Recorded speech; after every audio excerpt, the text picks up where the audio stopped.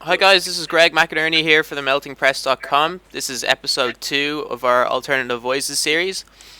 Today we're joined by Norman Finkelstein, who is a scholar of the Israel-Palestine issue.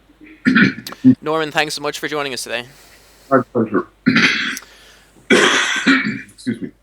Norman, you were raised in New York City, a place I know that you have great affinity for.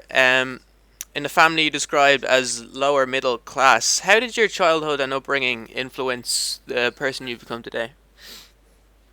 Well, it's hard to imagine the person I am today without that childhood and upbringing. So, using the word influence doesn't quite catch it. It made me who I am.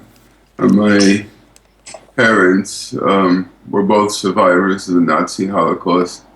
They were in the Warsaw Ghetto from September 1939 till April 1943. When the ghetto uprising was put down, the survivors of the ghetto, several tens of thousands, were deported to Majdanek concentration camp. So both my parents were deported to Majdanek. My mother then went from Majdanek to two slave labor camps, and she was liberated by the Russians. My father went to Auschwitz and several other um, concentration camps. He was in the Auschwitz Death March. He was liberated by the Americans. Then they were both in a DP, displaced people camp in Linz, Austria, where they married and came to the US. And our household was always something of an anomaly, first on the sheer physical level. We had no relatives. My mother was the only survivor on her side of the family during the war, and my father was the only survivor on his side of the family. Everybody else was exterminated. So we had no grandparents, no aunts, no uncles, no cousins. We were, as my late mother used to say, just five people in the world.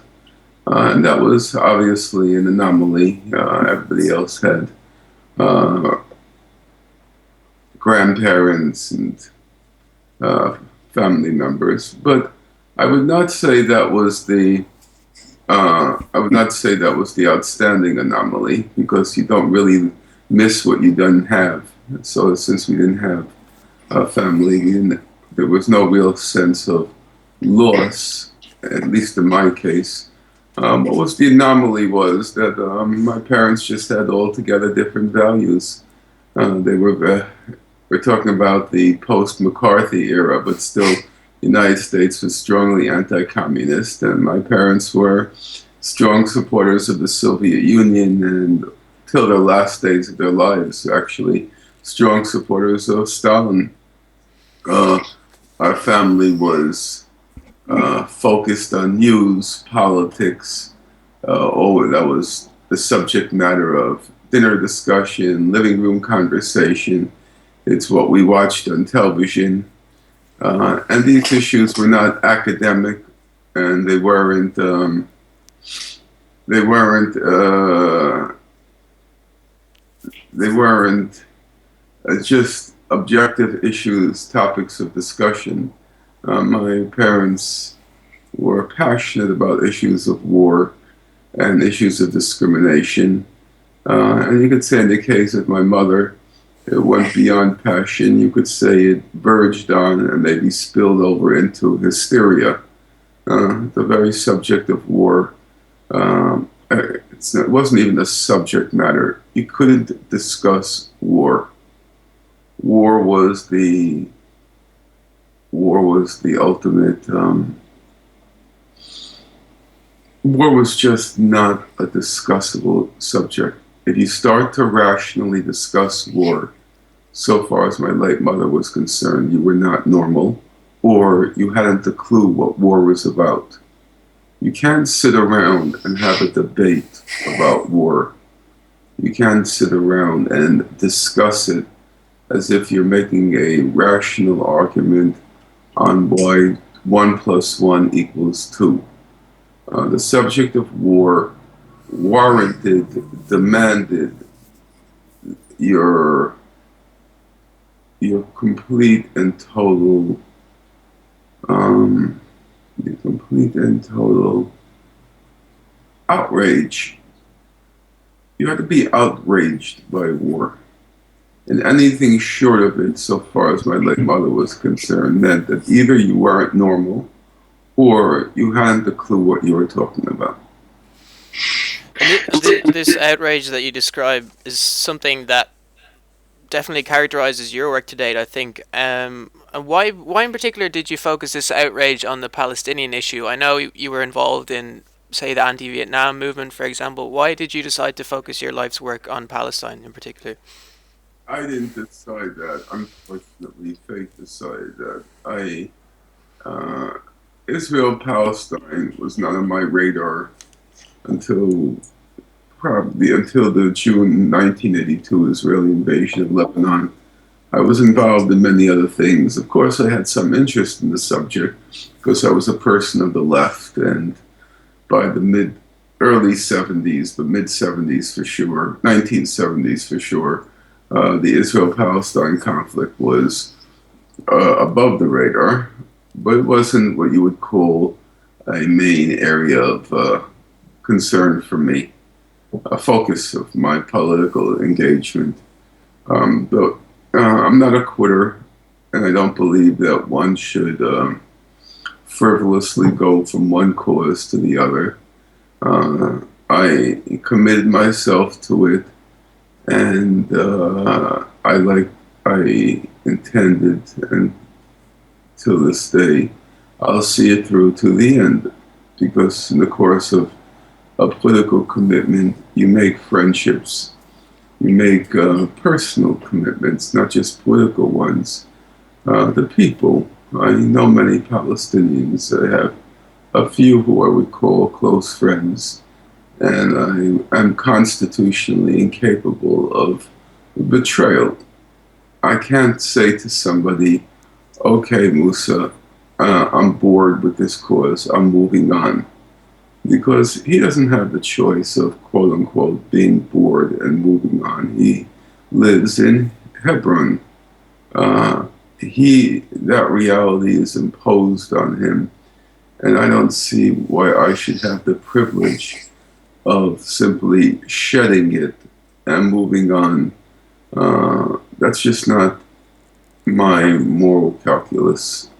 So when I'm asked why did I make it my life's work, I didn't make it my life's work. It made me. And if it ended tomorrow, or if it had ended 20 years ago, I would have moved on to something else.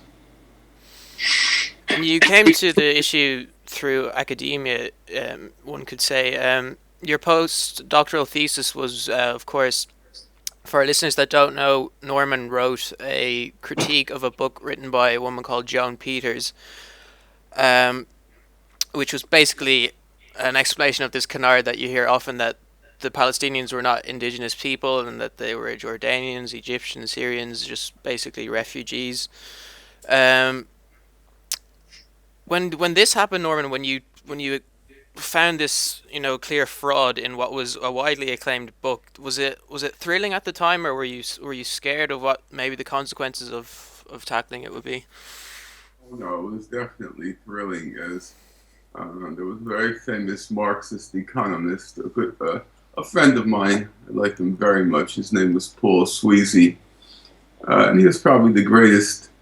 He was certainly the greatest American Marxist economist, and you would rank him up there in the world. Not that there were all that many.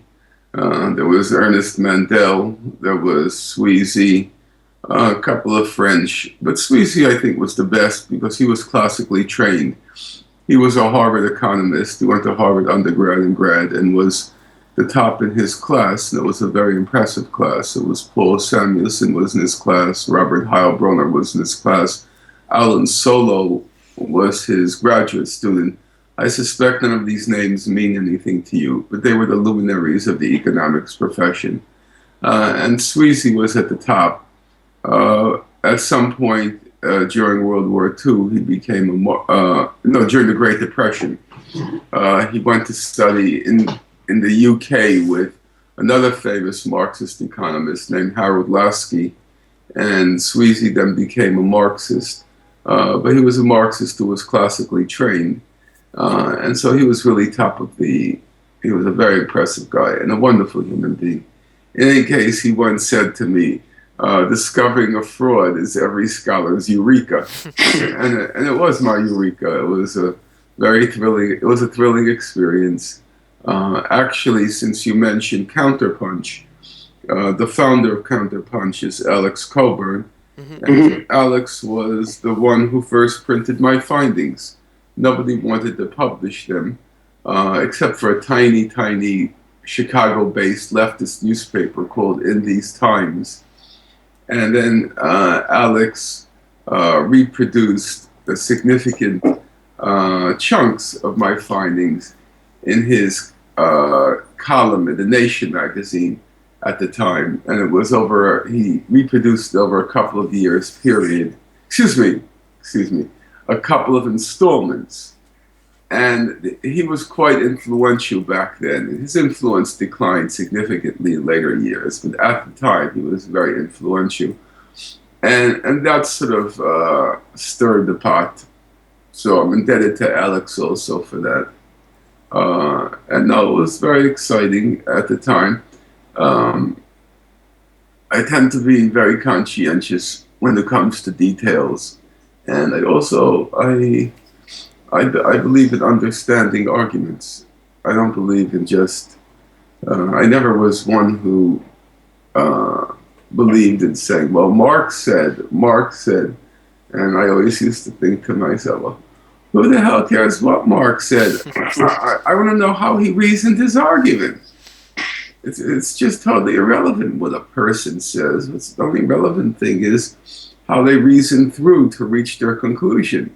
The conclusion only has any merit so long as you understand the argument that produced the conclusion. And so I've always been one who struggled with the reasoning, the argument. That's important to me to understand. I have to admit, a lot of the time I don't understand the argument. It's very frustrating to me when I know that the argument can be understood. So if I'm reading Kant's Critique of Pure Reason or the famous first chapter of Marx's Capital, I know that a good mind can penetrate this, and it's very frustrating. It has been frustrating when I wasn't able to. And if I can't penetrate it, then I can't claim the argument as my own. I'll never say I quote unquote read it, because if I don't understand it, it's just as much as to say I didn't read it. Mm-hmm. And that approach sounds very familiar to someone that we both know as Professor Noam Chomsky, who I know was an enormous influence on your career and indeed helped you throughout the Joan Peters affair. How did Noam Chomsky's work, give you this ability to critique and to forensically research? Well, the best in Chomsky, the best in him is when he, so to speak, goes at an argument and takes it apart. And he has, my favorite example is a little bit obscure, but if you look at his book, which he co-authored with Edward Herman, called Manufacturing Consent, there is an appendix to that book where he looks at a study on the Vietnam War that was produced by this organization called Freedom House, which we used to call back then House of Bondage. And Chomsky, he'll demolish, he looks at an argument like facets of a diamond. He looks at one facet, demolishes the argument, and then he'll say, okay, but let's, for argument's sake, assume that this is true. Let's look at the other argument. And he goes at it from multiple angles, and by the end, there's just nothing left. It's just reduced to, it's just been shattered. And that's kind of how I like it. I like to go at an argument from multiple angles and show, however way you look at it, whatever assumptions you make, this argument is just complete, total, unadulterated nonsense. And that I got from Chomsky. He can be quite, he could be, what's the word? I'm not going to say vicious. Barbed, maybe. What? Barbed, maybe. I prefer something like, well, I used to be accused of being monomaniacal. Joan Peters, the author to whom you referred of the hoax, she said I had an E-Day fix with her book. And it was like Captain Ahab and Moby Dick. But I like to go at an argument with the full mental force, with my full mental force, and see what comes of it. What's left at the end. And usually there's nothing left at the end, because most of the arguments which try to turn reality on its head, make something that's false true, they have to be nonsense. And then it becomes a kind of intellectual game. It's an intellectual puzzle, actually. How did somebody manage to construct this edifice of complete and total nonsense, and that it passed as being legitimate? So, for example, right now I'm working with a friend of mine, Abid Karishi, on the 1996 International Court of Justice advisory opinion on the legality of nuclear weapons under international law. And you would think, on its face, prima facie, if any weapon should be illegal under international law, it just has to be nuclear weapons. Yeah. How could any other weapon be illegal? Nuclear weapons be legal. So to take the two classic cases, in 1899, the dum-dum bullet was declared illegal under international law. The dum-dum bullet's a bullet which, once it penetrates you, the lead casing, it expands. And it was declared illegal because it caused, the expression back then was unnecessary suffering. So you have to ask yourself a very simple question. How can it be that one dum-dum bullet can be illegal under international law, but 100 megaton bomb, which can incinerate a continent, is not illegal? Or, as you well know, the biological and chemical weapons, the ones that Bashar al-Assad notoriously used, biological and chemical weapons are illegal under international law. They're what's called WMD, weapons of mass destruction. So now, once again, you have to ask that obvious question. How can lesser WMD, weapons of mass destruction, how can lesser WMD be illegal, but greater WMD, namely nuclear weapons, how can they not be illegal? How can the standard category is chemical, biological, and nuclear weapons? Those are called the WMD, the weapons of mass destruction. How can chemical and biological weapons be illegal and nuclear weapons be legal? And it's those kinds of, in my opinion, manifest absurdities that are, for me, they're most interesting to try to take apart. And that's what I'm right now doing, because the International Court of Justice in 1996, it refused to rule that nuclear weapons were illegal under international law.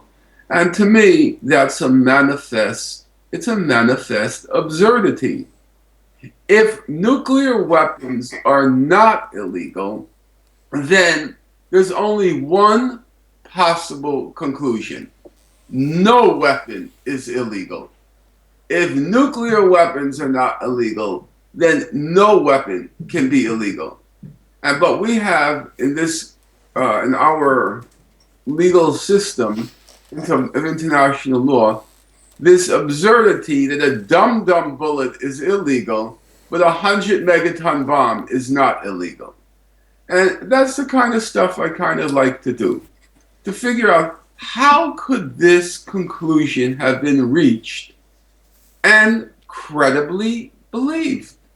This was the 15 most distinguished judges in the world on the International Court of Justice, and of those 15, 8, a majority, refused to acknowledge that nuclear weapons are illegal under all circumstances in international law.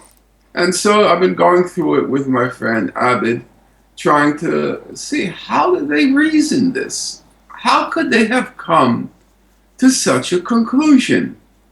It's just manifestly bizarre, that conclusion. And that's what I kind of like to do. How do people come to conclusions with apparently credible, which are manifestly absurd? Right, and Professor Noam Chomsky was quick to warn you when you went down this line of pointing out absurdities that it was going to harshly impact on your career, and he has been proven correct. I think perhaps yourself and Noam Chomsky are possibly the two academics who've put most at risk in the search of justice, but maybe Noam was lucky that he had his field of linguistics, which was separate to his politics, that he was able to fall back on, but you had no such luck. Could you tell us a bit about your travails through academia so far? Well, first of all, I know Professor Chomsky quite well. I'm sure he would be the first to say he didn't put anything at risk in his career because Professor Chomsky is a certifiable genius. It's a fact, and a person like him comes along once in several lifetimes, not just once. Well, you could say he's the natural successor. He was the natural successor in the second half of the 20th century to Bertrand Russell in the first half of the 20th century. So you could say he comes one or two in a century. Certainly, as we're now into the second decade of the 21st century, there is nobody who even remotely fits his shoes. So he's a certifiable genius, and the nature of our system, our academic system, is it simply makes exceptions for geniuses. And Professor Chomsky, no university would care less what he says about politics or anything else. If you can get him on the faculty, you take him. By the way, you would be surprised to learn, I think, that was not true of Bertrand Russell. Russell had a lot of trouble finding work. Mm-hmm. A lot of trouble finding work. And most of the time he had to do kinds of work which were not, let's just say, befitting his attainments, his scholarly attainments. But Chomsky, no university in its right mind would turn him down, even if whatever he said politically. So where he made the huge sacrifice was in terms of time, the economies of time. The more time he invested in politics, the lesser time he was able to invest in his professional pursuits, which were and remain very important to him. But I belong to an altogether different category. I'm a person of, and I don't say this with any attempt at false modesty, I'm a person of modest abilities and attainments. I happen to be conscientious, but that gets me in the famous Thomas Edison category. That gets me the 99% of perspiration, but I never had the 1% of inspiration.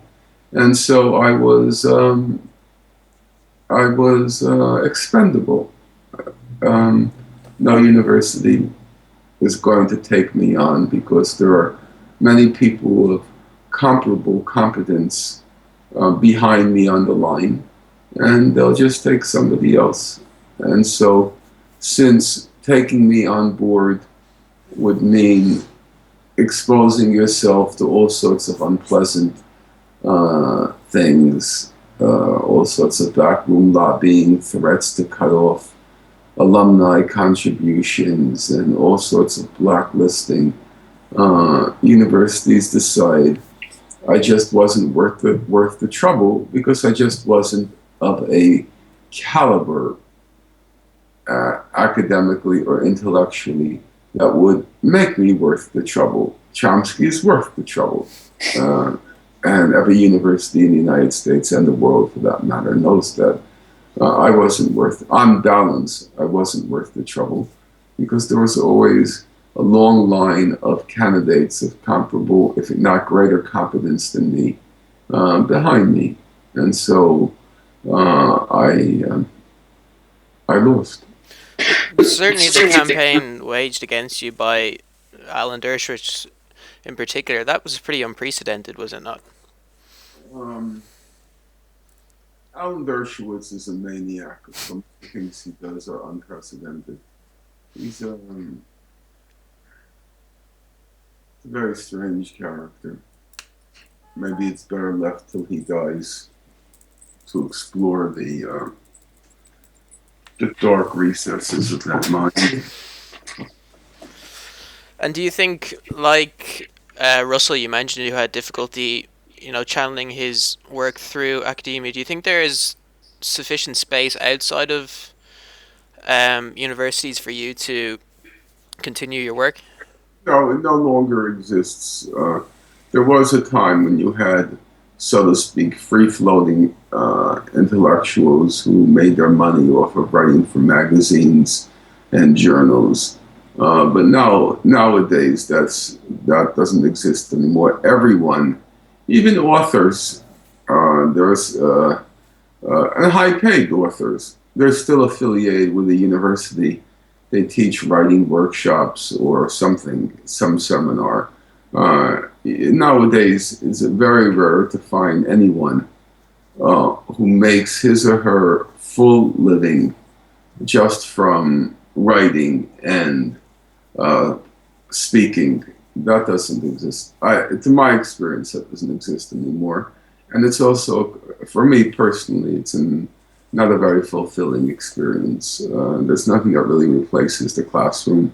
I enjoy teaching a lot. It was exciting to be having an impact on young people during a critical period in their life's journey, namely the ages 18 to 22, where people are just embarking on life's journey, making choices about what they're going to do with their lives, or can be quite intense, focused, and possess a lot of emotional and intellectual depth. It's a real honor to be able to intervene in a young person's life at that point. They've just separated themselves from their parents in the physical sense. Many of them go off to college. They haven't yet been burdened with the exigencies of material existence, getting a job, paying bills, things like that. Though nowadays, of course, it's different because of student debt. But at least for a long period, there was that period 18 to 22, that window in life, where you're just basically focused on learning as much as you can, trying to make sense of the world, figuring out the world around you, and most importantly, deciding what you're going to do to try to make a meaningful mark in life. And there's nothing that can replace that. That's a tremendous opportunity. It's an honor, and it's unforgettable. Just yesterday, I met a student on the train coming home from the city, and she's 38 now, and she had me as a professor in 2001. And she just starts rattling off. You remember the French student in the class who you used to kid? And you remember the student who worked for the MTA with the dreadlocks? She remembered every single detail of the class. And that's very special. And that was, I was deprived of that, and I won't pretend that I'm not bitter. I'm very bitter. You're also quite critical of the same students' reading habits and or maybe their lack of reading habits. Um, how do you kind of square those two things? You know, your admiration for the inquisitive mind of a student, but also seemingly the trend of people our age these days not to care too much for scholarship and the written word. I did my best to make people excited by what they were reading, but I did it on the presumption that they didn't do the reading assignment. I, I would assign the work. I assumed they didn't read it. A lot of it was very, very difficult. Reading John Stuart Mill, uh, his sentences go on for about, literally, they go on for around 15 lines. They have half a dozen semicolons, a dozen colons, 3 dozen dashes, and the subject and verb don't come until the very end. It's very tough. So I just assumed they didn't do the reading, but I try to, in class, because my style is I don't lecture, I read passages, or I should say, have the students read passages from a book, and then we analyze, so to speak, we parse the passages. I try to excite them with the words and the way an argument is constructed, but on the assumption, on the premise, as I said, that they didn't actually do the reading. And do you think that your book in 2000, The Holocaust Industry, was perhaps the most detrimental to, I don't know, your supposed reputation that was apparently tarnished by what was a perfectly brilliant book, in my opinion? Um, the funny thing about the books, I never quite remember. I mean this literally, and I can't understand the phenomenon. I can't actually remember writing them. I don't remember the exact process of sitting down, composing them. I have no memory of it. I know I wrote the Holocaust Industry in a very short period of time. It couldn't have been more than 3 months because it was fairly soon after my parents passed away. My parents passed away in 1995, and I went through a long period of mourning, more longer than most people. It lasted, I think, into 3 years. I didn't get out of it. I was basically an automatic pilot. I continued to teach, but I was emotionally dysfunctional. I didn't get out of it until the Goldhagen affair, when I read Goldhagen's Trash, the Hitler's Willing Executioners. And that was the first time I remember getting mentally engaged in something. And then the Holocaust Industry gave me a chance to unburden myself of all the nonsense that was being said about the Nazi Holocaust by these circus clowns like Elie Wiesel. And so I wrote it very, very quickly. I let everything out. I happen to have known a lot because I grew up in the Holocaust family, and I knew everything that was being said was crap. Nobody cared about the Holocaust when I was growing up. Nobody cared about the survivors. If you were a survivor when I was growing up, it was considered an embarrassment because the Jews, as it was said back then, went like sheep to slaughter. Or if you survived, it must have been because you were a collaborator, you did something dirty. So a Holocaust survivor when I was growing up was something you were supposed to be ashamed of. I was supposed to be ashamed of my parents. In my neighborhood, they were called greenhorns, my parents. That meant they were fresh off the boat. And then on top of being fresh off the boat, they went through the Holocaust. That was a shame. That was an embarrassment. And then all of this, suddenly everybody's in love with Holocaust survivors, and everyone claims they're a Holocaust survivor.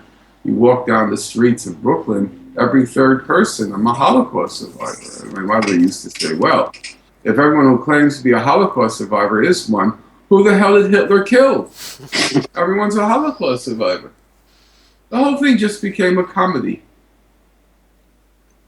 Right, and I actually wrote an article just kind of vaguely referencing this just yesterday, and I think the purpose of the way the Israelis use the Holocaust is to kind of keep evil and you know human suffering in a constant historical vacuum. So we're not allowed to, as you do in your work, apply the heinous crimes your parents went through to today's political scene. We have to constantly just keep referring back to something as just a singular historical event. How can you explain how Israel is basically using the Holocaust as a justification for committing its own crimes?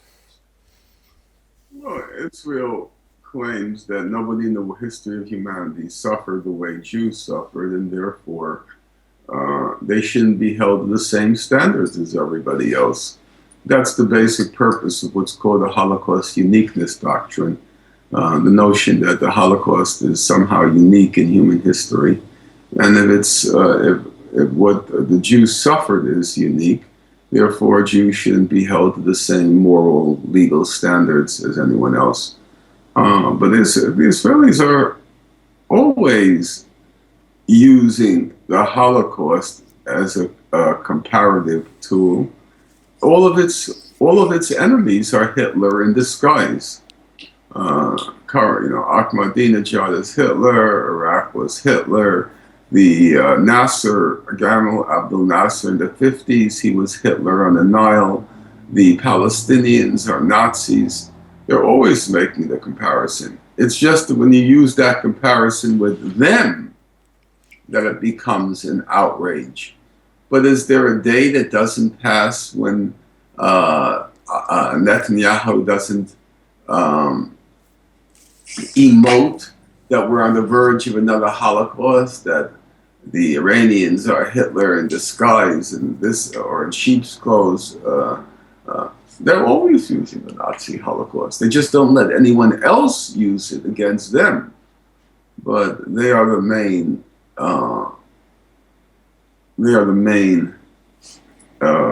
Purveyors of Holocaust analogies. And perhaps even stranger than that is the US's treatment of the Holocaust. I think it was Peter Novick, someone you've had disagreements with in the past. He points out that all the copious amount of Holocaust remembrance in the United States, and there isn't a single museum or much place given to the genocide of the Native American people. It seems to be in the United States it's even stranger because it's not, there isn't even that proximity to the actual crime. Yeah, in the U.S. it's weird, but that's just the cultural power of Jews. Jews are very wealthy. They're by far and away the wealthiest religious ethnic group in the United States, and they are very well placed in the arts and media. And like any ethnic group, they're self-aggrandizing. So they use their influence, just like growing up. That's what white people did. That's why everyone in the movies looked like white bread. Any ethnic group, when it has that kind of cultural power, is going to use it to aggrandize itself. And Jews they occupy critical places, for example, in Hollywood. So it's not surprising that you have this ceaseless production of Holocaust films, with, of course, the caveat that they only began when it was useful for American Jews. There was just a handful of films in the Nazi Holocaust in the United States before it became a politically useful weapon for American Jews. And once it became a politically useful weapon, it just became this kind of eternal navel-gazing and solipsism. Jews just couldn't get enough of the Holocaust. really kind of sick, frankly. The first book of yours I read, Norman, was This Time We Went Too Far, Truth and Consequences of the Gaza Invasion, which dealt with the invasion of Gaza by Israeli forces in late 2008. How has the situation changed since then? It seems, although less violent at the moment, the diplomatic efforts we've seen with John Kerry, Abbas and Netanyahu, they seem to be less less kind of even less enthusiastic than under Bush. I mean, has there ever been a lower point in enthusiasm for the Palestinian cause than right now? Well, first of all, the situation in Gaza is horrendous now. There was several, I think it was about a dozen human rights organizations put out a statement about 2 or 3 days ago describing the situation in Gaza. It's absolutely horrendous, but nobody cares, unfortunately. Um, in terms of Gaza itself, the situation is certainly as bad as it was on the eve of the Israeli massacre in Gaza in December 2008. On the broader question, I don't really agree with you. I think the Kerry juggernaut is going. I think there's a better than 50-50 chance the Kerry juggernaut is going to succeed, and the Palestine cause will be defeated. I think, for reasons to which you did, in my opinion, correctly allude, the Palestine question no longer occupies the political and moral salience that it once did. There are many reasons for that. Obviously, Syria and other places occupy have a greater salience now than the Palestine question. The fact that the Palestinian people have essentially given up, and so there's no longer any significant civil resistance among the Palestinians. The fact that the Arab world has now broken down in internecine conflict, and a number of countries which theoretically or publicly identify with the Palestinians, like Saudi Arabia, are now quietly and not so quietly aligning themselves with Israel against Iran for all sorts of reasons. For the first time since the Palestine question emerged on the global scene, which is basically the time of the Balfour Declaration, you'd say roughly a century ago. For the first time in a century, the Palestinian question has been reduced to its rather puny geographical limits. Basically, it's a provincial struggle at this point. It's been emptied of its moral and political I don't want to say content, moral and political elan. It's no longer symbolic of anything bigger, which the Palestine struggle was, say, in the 1970s. It represented an idea, something bigger than itself, so to speak. Now it's not bigger than itself. Now you might even say it's smaller than itself. Its chief representative is basically a mongoloid hunchback, Abbas, with his terrifyingly imbecilic sidekick, Saad Erekat. These people are not going to inspire the way, say, Che Guevara did. These are just... Or even Yasser Arafat, in comparison. That's true. By comparison, yes. As long as we include by comparison. And so the Palestine struggle is now ripe to be defeated. And I think that it's a better than 50-50 chance that Kerry, colluding with the EU and the Israelis, will inflict a historic defeat and the conflict will be over.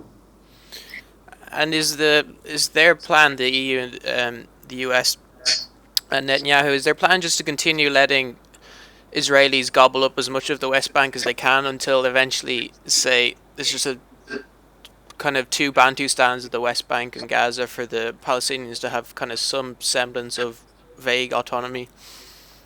I think they'll redraw the border. The border will be the wall that Israel has been building. The rest of the West Bank, once the border has been redrawn, is clearly not viable. There's nothing there. Once Israel appropriates East Jerusalem, appropriates the critical water resources, appropriates a lot of the most arable land, there's nothing left. And at some point, there'll be some kind of arrangement made with Jordan, with maybe some local autonomy for the Palestinians. And we often hear of South Africa as a parallel drawn, particularly by people like the BDS movement.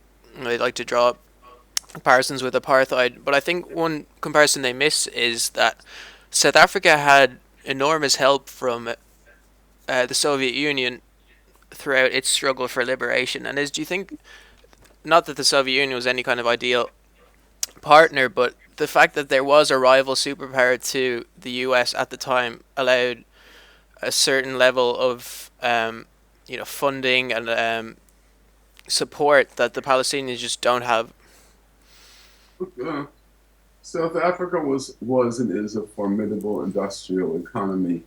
It had a large working class, and that large working class spawned a resistance movement, which was a classical, workers' movement led by a communist party, or where a communist party had a huge amount of influence. They built a significant mass struggle of resistance, and that was the core. You can't imagine the South African struggle without first the ANC and other resistance movements, and then later in the 1980s, the United Democratic Front. So the core of it was a mass, mostly but not entirely, mass nonviolent resistance movement rooted in the working class of a substantial industrialized economy. And when you put those things together, it means that South Africa was vulnerable. The case of the Palestinians, there's no comparison. There's no basis for a comparison with the Palestinians. There's no industrial working class. There's no Israeli economy vulnerable to this industrial working class. There is no resistance anymore. There's nothing. There are pockets of local resistance, in a village here and a village there, but otherwise the Palestinian people have given up. So the comparison has no basis at all at this point. You've been quite critical of the BDS movement in general, describing it as a cult. Is this, they claim to have seen recent successes in academic boycotts and industrial boycotts. Does the BDS movement, is its scope simply not broad enough to have any kind of impact whatsoever? The BDS movement operates like a cult. Namely, they create this internal reality for themselves, and they then project this reality with a certain amount of confidence that has no connection whatever with reality. So take the most recent case. The BDS had some success, for example, in forcing Scarlett Johansson to separate herself from Oxfam. So you can have 1,000 conscientious people working on Facebook and other social media. You hound Johansson to the point that she's forced to do something. Okay, fine. And if you think that's a significant victory, it at least correlates with reality. Something happened. There was what you might call, simply put, there was cause and effect.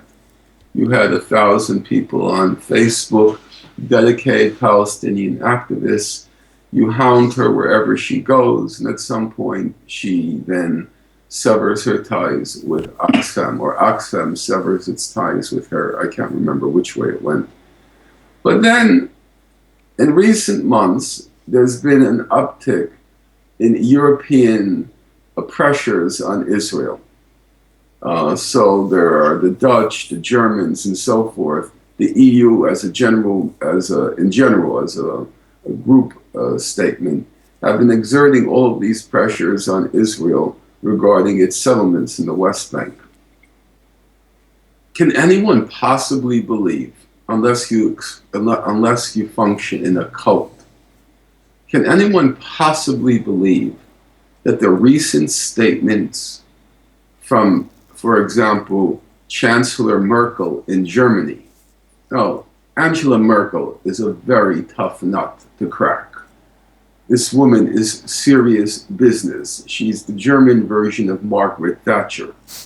Does anyone possibly believe that 1,000 Facebook activists suddenly convinced or converted Angela Merkel to BDS? How can people believe things like that? Unless you function in a cult. I listened the other day to one of the BDS gurus boast about how BDS has now reached a qualitative new stage, and he cites the actions of Germany.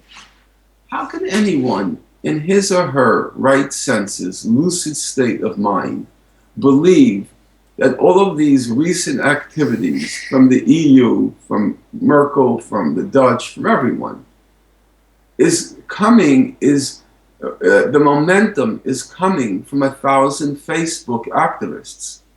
It's certainly not coming because of a mass civil resistance in Palestine. That's not a factor. It can't be coming because of a sudden public awakening in the West, because of awakening to the suffering of Palestinians. There's nothing happening in the West. I live here. There aren't demonstrations anymore. There aren't big public meetings anymore.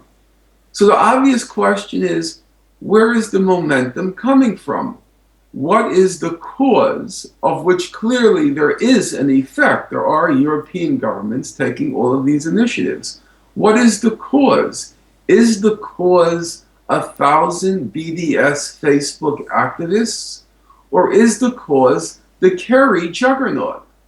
That Kerry has now lined up the European powers, which have over the past several decades wearied of the Israel-Palestine conflict, want to see it come to an end, and are on board with the Kerry plan. And as they say every other day, the EU, they keep saying to the Israelis and Palestinians, quote, you better negotiate seriously with Kerry or we're pulling the plugs on you.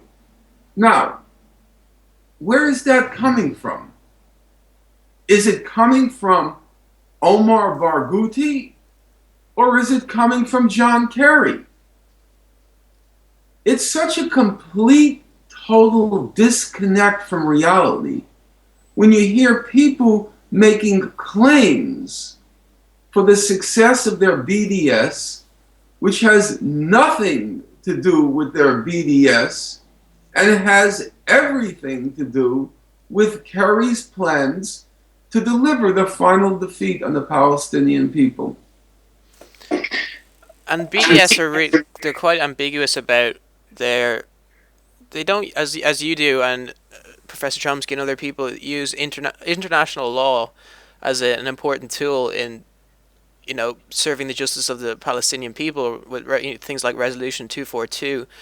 The BDS movement is completely ambiguous about all this stuff, and it doesn't commit itself to a two-state solution. It would prefer a completely, pie in the sky one-state solution. Look, anyone has the right to advocate any position. Nobody can deny a person the right to advocate.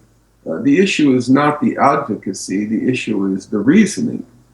if BDS says and claims and argues and maintains that it's grounded or likes to say anchored in international law, then how can you both claim to be anchored in international law and also claim to be agnostic on whether Israel is a state? Under international law, Israel is a member state of the United Nations and therefore has the same rights and obligations as any other state. That's a foundation. That's just the bedrock of international law. So you can't one at the same time claim that your positions are anchored in international law, and yet on one of the two critical questions, namely, one question is the status of the Palestinians under international law. But since it's called the Israel-Palestine conflict, then the other critical question is the status of Israel under international law.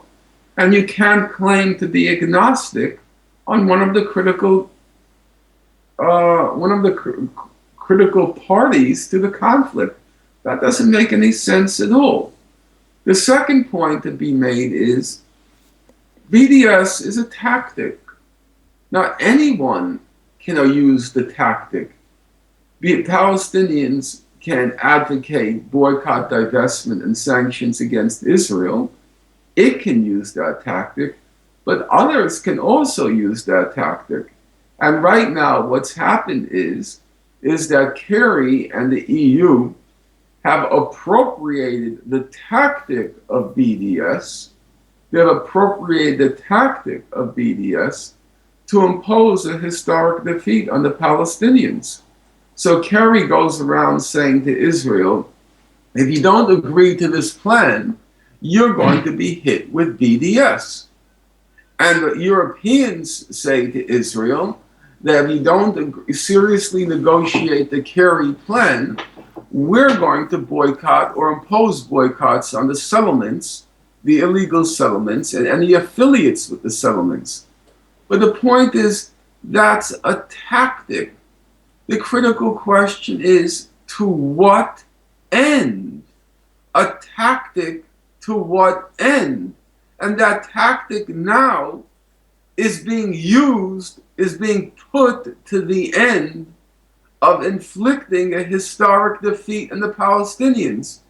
And so you have this really kind of bizarre political context where BDS is acclaiming all of its victories, totally blind to the fact that these victories are being put to the end of inflicting a historic defeat in the Palestinians.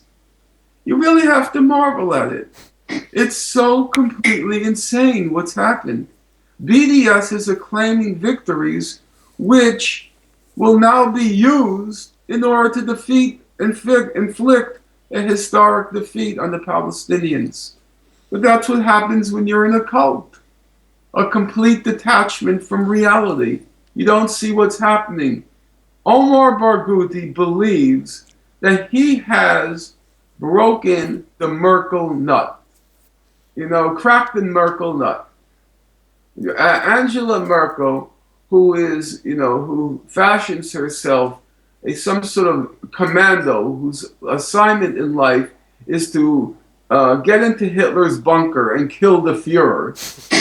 She's a complete lunatic on these questions. Now she's been putting a lot of pressure on Israel. It's true. And BDS thinks it's because of them. They don't seem to grasp that there's, let's put it nicely, a qualitative difference between Scarlett Johansson and Angela Merkel. They don't see there's a difference there. That there are some connecting links that you have to fill in before you get Scarlett Johansson to capitulate and you get Angela Merkel to capitulate. There are some links there that they don't seem to grasp. They think today Scarlett Johansson, tomorrow Angela Merkel. You're laughing, but that's it. They made this leap, and they think it was because of BDS. that 1,000 Facebook activists caused Chancellor Angela Merkel to capitulate. It's funny. I see the time. I have to go because it's already 8:03. Thanks a lot, Norman. We'll be in touch. Thank you so much. Appreciate it. Take Yeah. care. That was Norman Finkelstein. You can check out his work at normanfinkelstein.com. That was episode 2 of our Alternative Voices series. Stay tuned for episode 3.